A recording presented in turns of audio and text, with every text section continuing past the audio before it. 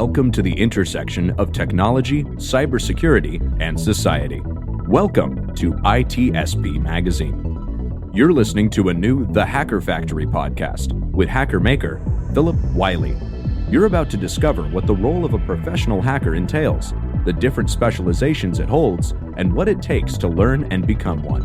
Enjoy the conversation as Phillip and guests unveil the secrets of professional hacking, a mysterious, intriguing, and often misunderstood occupation. Knowledge is power, now more than ever.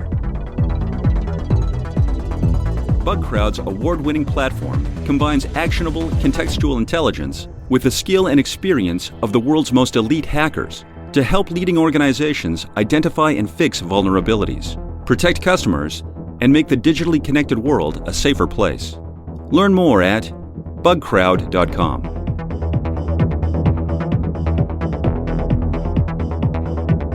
Hello and welcome to another episode of the Hacker Factory podcast. Each episode I have an interesting guest sharing how they got into the industry, so hopefully it will help you on your journey.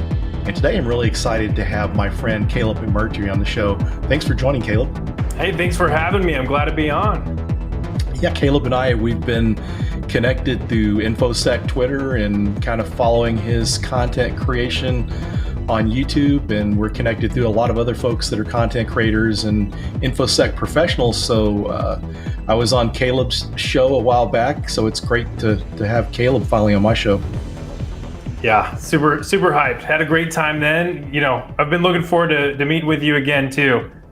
So how's your 2022 been going so far? It's been busy. A lot going on. Just getting work going. So that's been great. Learning a lot. And then, of course, got the channel going on, so doing a lot there as well. So definitely pushing, starting strong for sure. Well, that's good. How's the YouTube content creation going? It's good. It's good. I've been, putting a lot of the new stuff out lately. We had like the Lapsus hack. I guess I should say plural hacks. We had like NVIDIA and Samsung again. A lot to cover there. Some, events going on, world events to cover as it relates to cyber. So it's just so much to track and so much to learn as well. And seeing kind of like the real world effects of kind of these concepts that we pick up in school, and kind of seeing like the real world impact that, the offensive side of hacking really has, and why it's so important to emphasize defense and really try to get as much of that right as possible. Good stuff. And before we get too far into the show, some of our listeners may not know of you, since, because a lot of people get to know new people to follow and learn about new people on the show. Why don't you introduce yourself and share a little bit about you and your background? Yeah, for sure. My name is Phillip McMurtrey. I got started in cybersecurity after graduating college back in May 2020. I'm so used to saying last year, but it's 2022 now, so I got to catch up with the calendar. But I've been working on the blue team defense side this whole time, but also kind of learning some of the red team stuff on my own on my free time as well. Went to school for cybersecurity, and so it's kind of been the track that I've been on this whole time to help myself review and kind of, I guess, brush up on some of the concepts and the theory that I felt like I was starting to lose just because of the pace of work.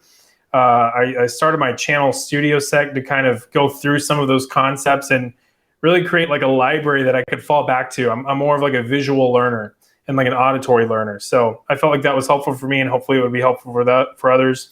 And I've kind of really expanded on that. We got to do an interview as well on there. We have like the Cyber Monday show. And I've been able to just meet a ton of, just excellent people like yourself and learn from you guys. And it's been, it's been so humbling and so educational getting to hear about, everyone's experiences, everyone's thoughts on the industry. And then, of course, pairing that with continuing to brush up on some of the theory and the concepts that, there's videos on, and then some of the news. I feel like it's helped me to kind of create or get like a grasp of a more holistic approach on cybersecurity. And hopefully it's helpful for others as well. But yeah, so that's been me just kind of booking it since graduating, trying not to forget as much as I can. It's just so much information, but yeah, we're rolling.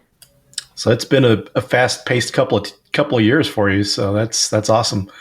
So with the content creation, I know it's helping you from education perspective, but career-wise, were you getting any career prospects from doing the content creation? Has that helped you out?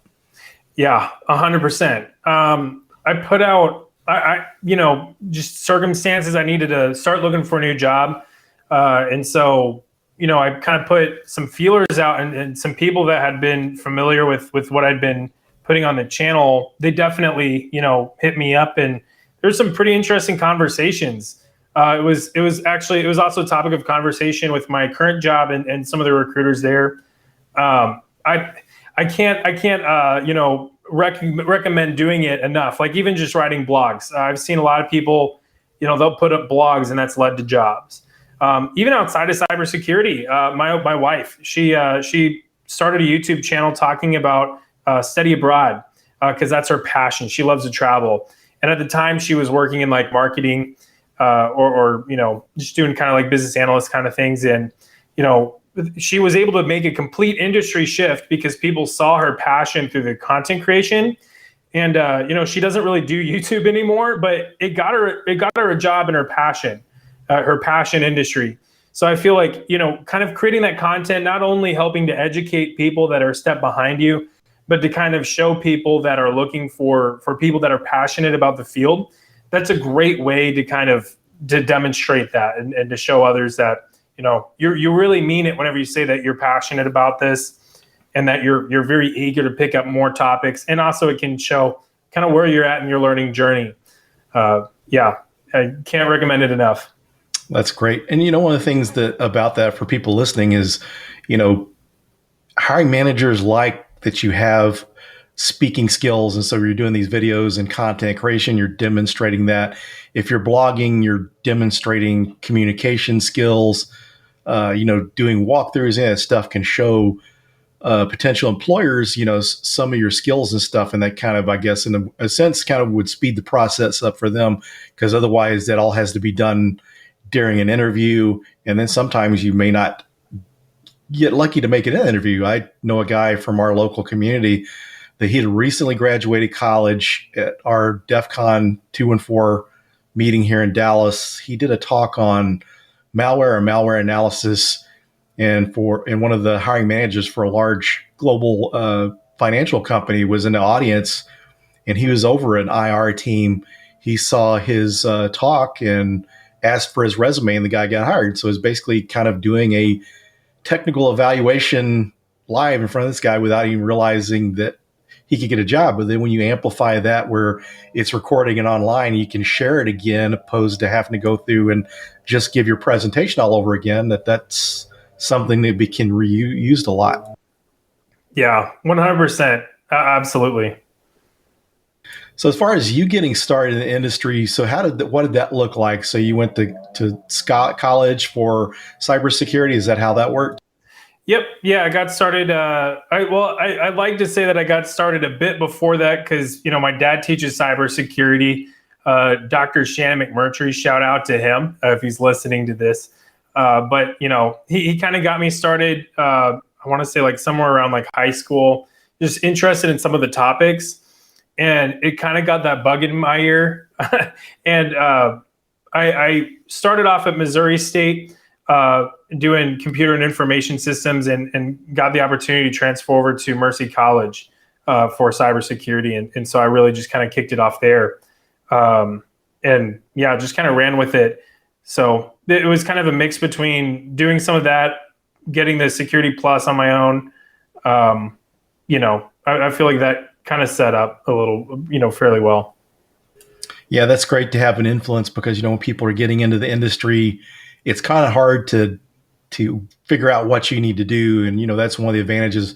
I hear a lot of people in the industry put down college, and some people agree with it. But, that's one of the benefits of college, too, is if you don't understand an industry, you've got some kind of guidance to help you along the way, opposed to, self-study can be more difficult since you've got to figure out everything on your own, find good resources and that sort of thing. So that was good. You got started off on the right foot, and I'm sure that saved you a lot of time and prevented time you could have wasted and, going down a lot of rabbit holes to find things that didn't turn out to be so great. Yeah, definitely. I feel really blessed to have, the parents that I have, and to have, my dad. He definitely, he didn't let me go easy too.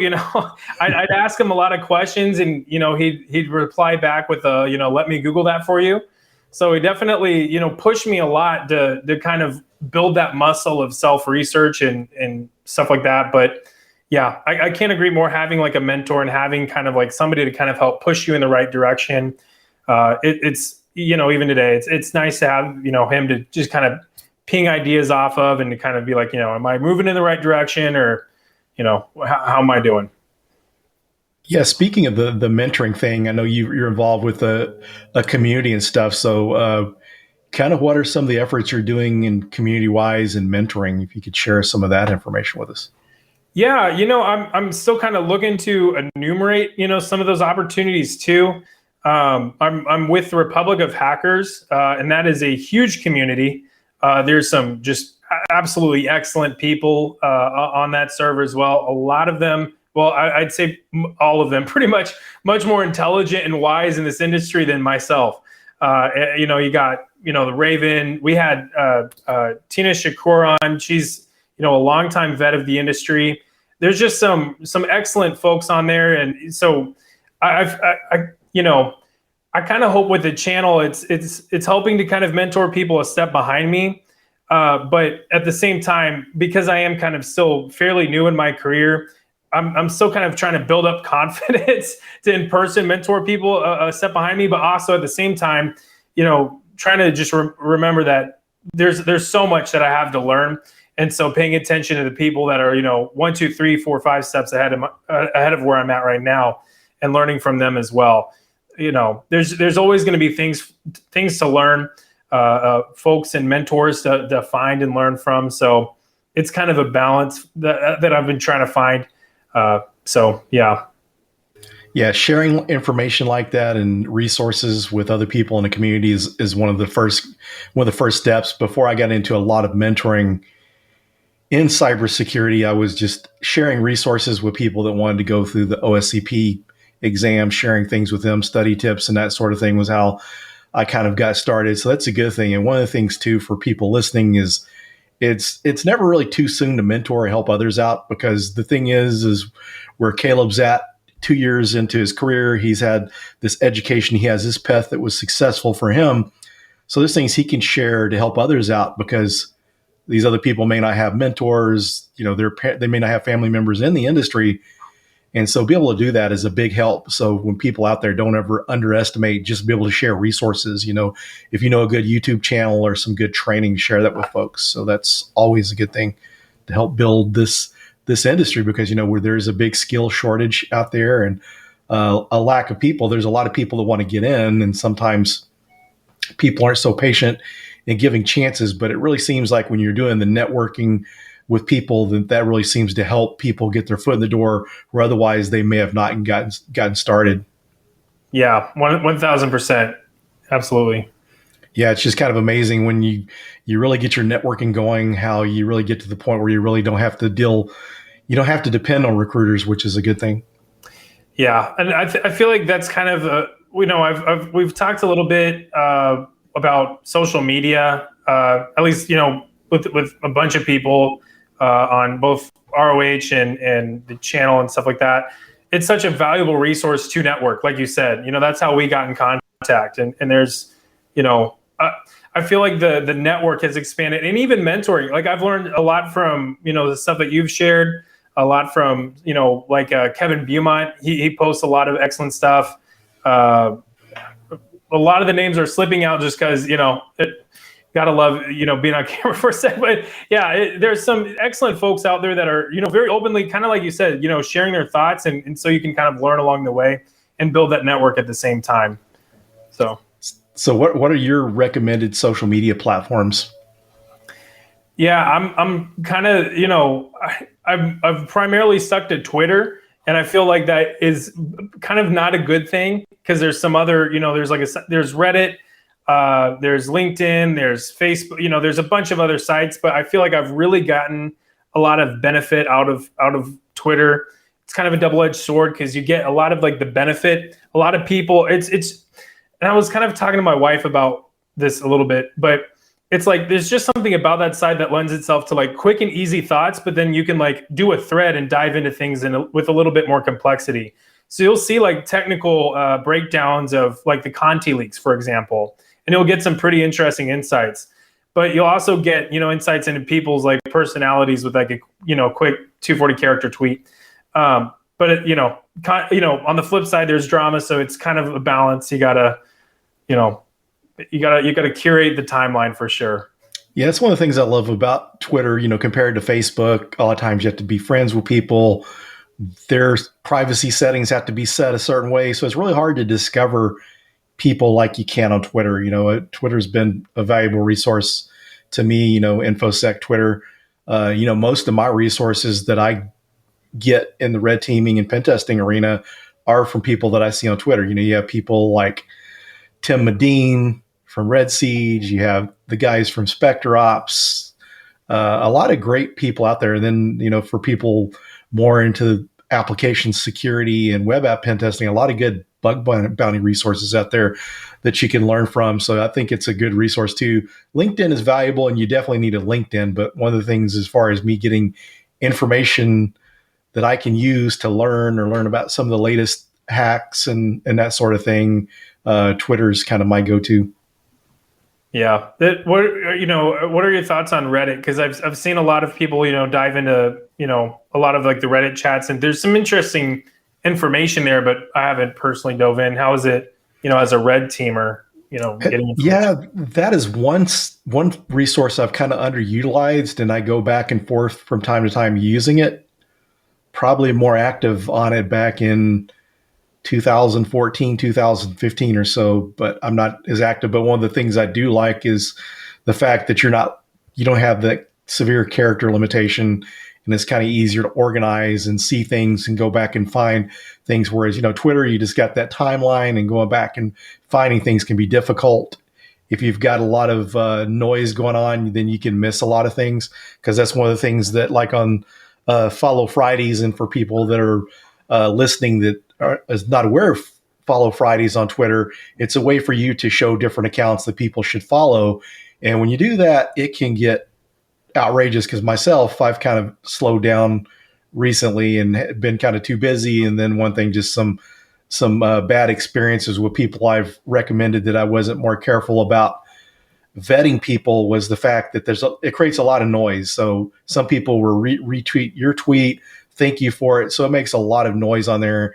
And some people don't like to be included on Follow Fridays. Usually people have been around the industry longer. They don't really need the follows, and they don't like it, but it just makes it hard. Anything that day is hard to go through. Any comments someone made towards you, any tweets or replies, going back and trying to dig through that and find stuff can be pretty difficult. Yeah, I feel for, both you and like a bunch of like you said, like the folks that are a bit more established, those notifications, it's probably like, you just mute the app and just call it a day. I feel pretty bad. Yeah.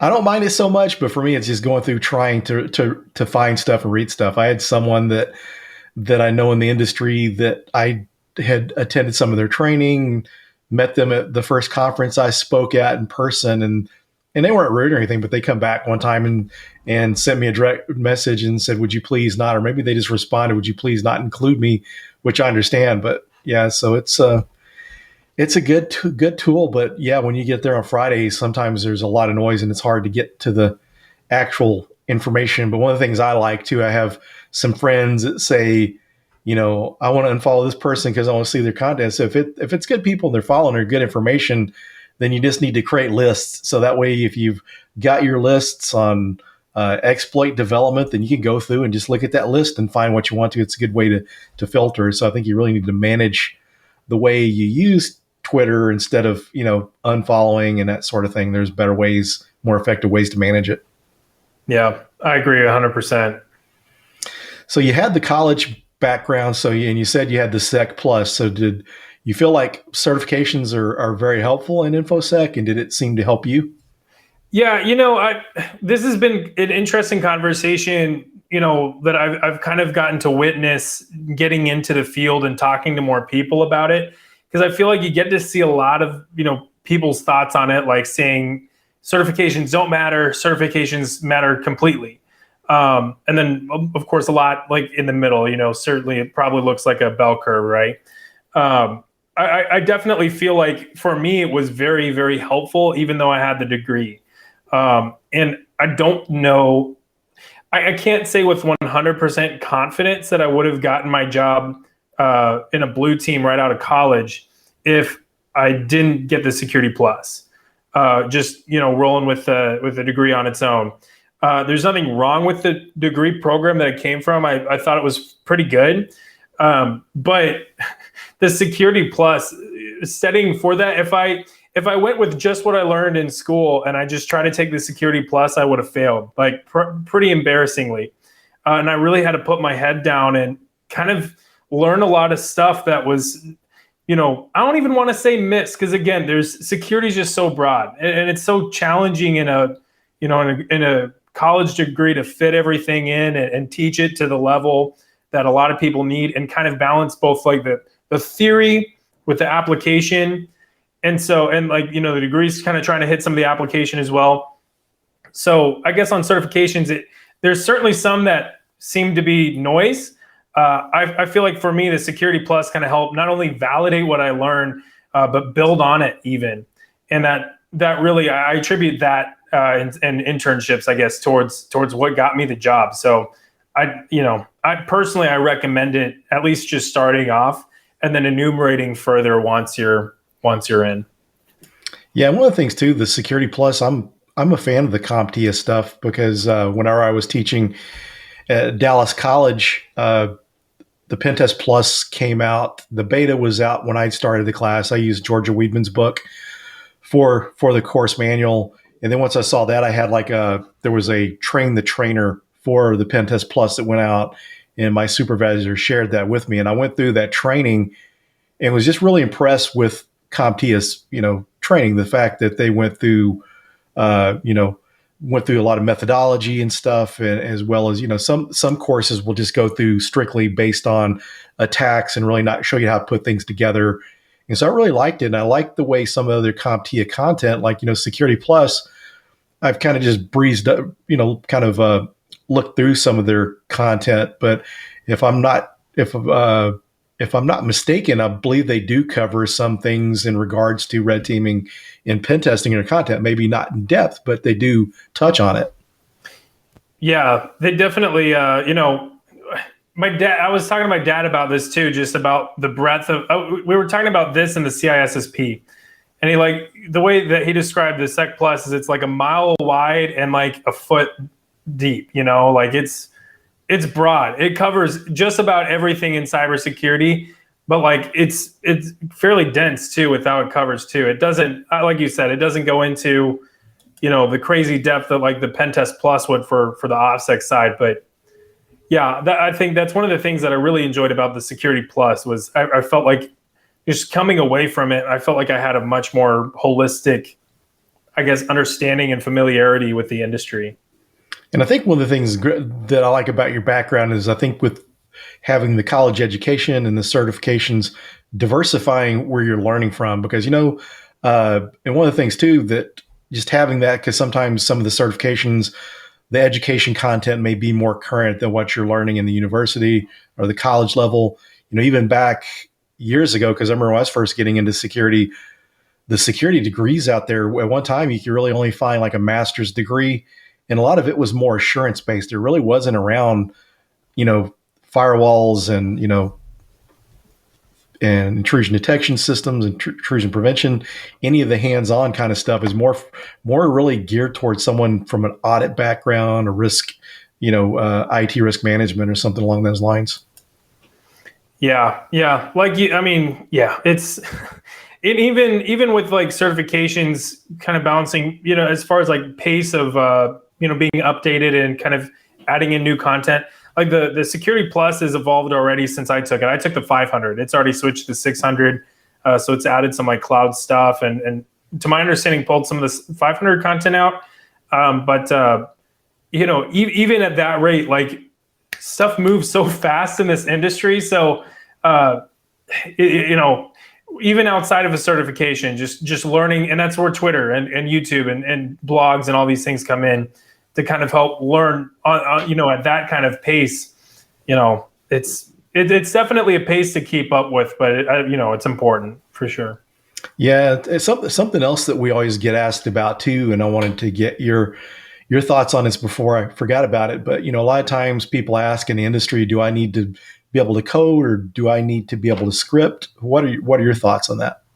Yeah, to be honest, I haven't done a lot of coding yet, but I am certainly happy that I'm familiar with it. And I feel like that's, it never hurts to be it certainly doesn't hurt to be familiar with as many things as possible, because those are all tools in your toolbox. So, I feel like that's just kind of where I am with coding. I haven't had to do a ton of it, so that's, probably a good thing for me, but, I'm happy to have the tool, and I definitely recommend folks get the tools as well. Yeah, that's good. And one of the good things about the industry is, even from a pen testing perspective, you don't have to be able to code fluently or script when you're getting started out. Definitely good things to learn. And one of the guests I had on that really surprised me that they didn't know how to code was Alyssa Knight.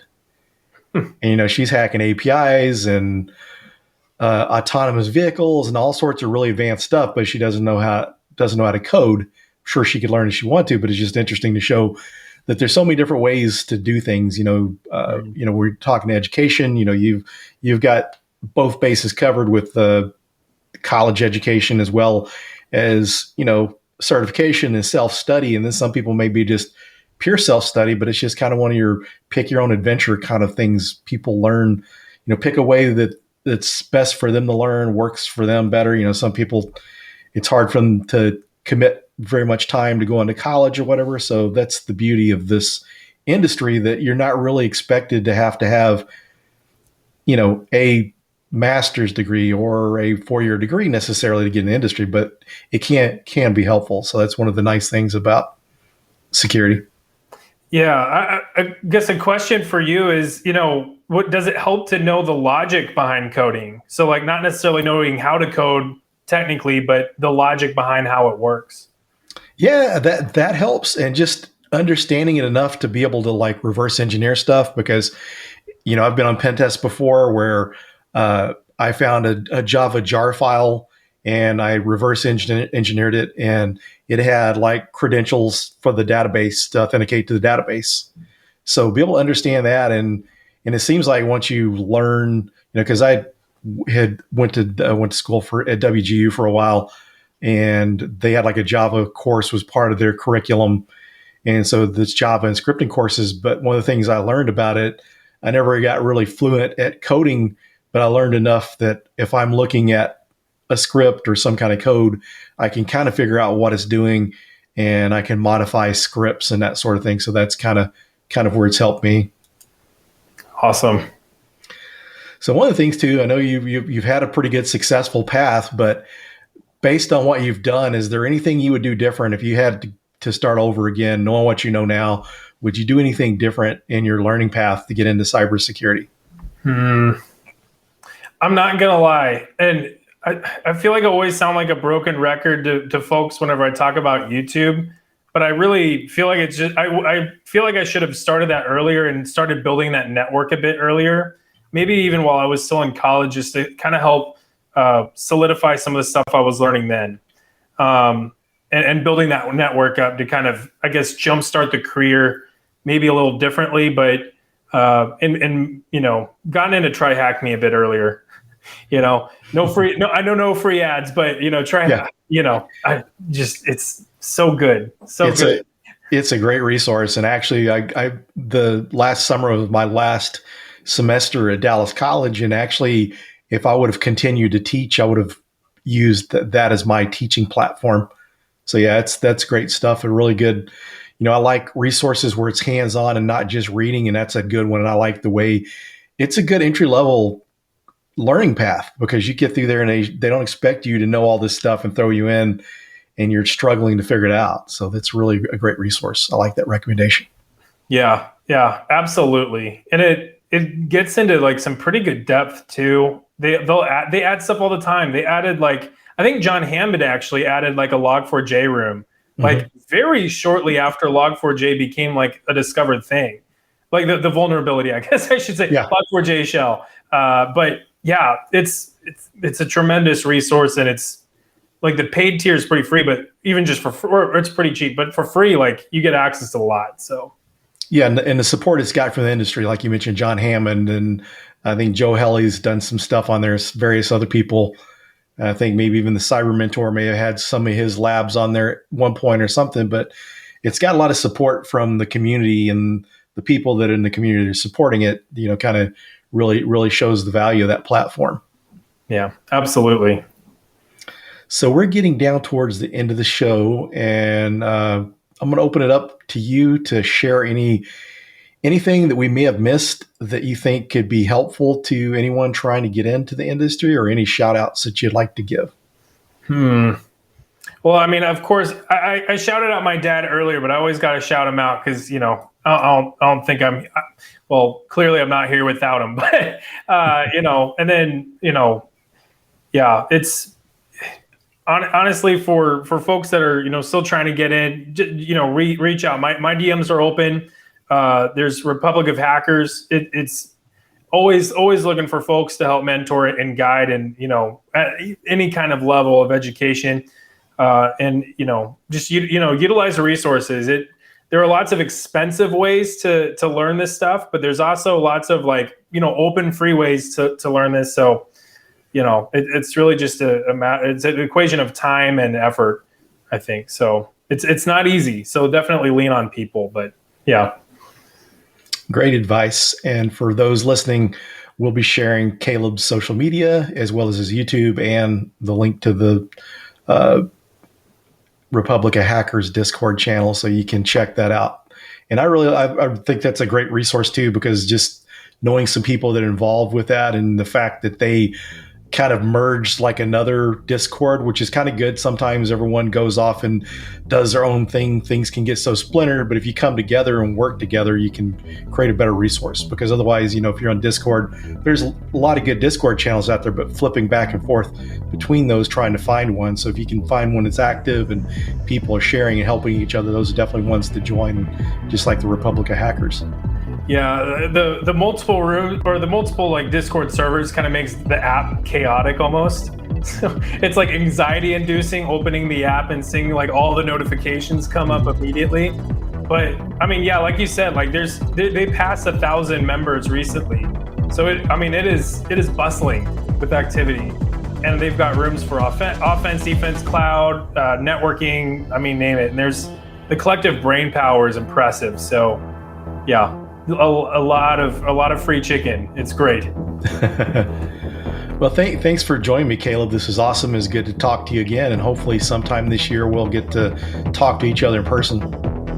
Yeah, that'd be great. Thank you again for having me on. Oh, it's a pleasure. Thanks everyone for joining, and we'll see you on the next episode. BugCrowd's award-winning platform combines actionable contextual intelligence with the skill and experience of the world's most elite hackers to help leading organizations identify and fix vulnerabilities, protect customers, and make the digitally connected world a safer place. Learn more at bugcrowd.com. We hope you enjoyed this episode of the Hacker Factory podcast with Phillip Wylie. If you learned something new and this podcast made you think, then share itspmagazine.com with your friends, family, and colleagues. If you represent a company and wish to associate your brand with our conversations, sponsor one or more of our podcast channels. We hope you will come back for more stories and follow us on our journey. You can always find us at the intersection of technology, cybersecurity, and society.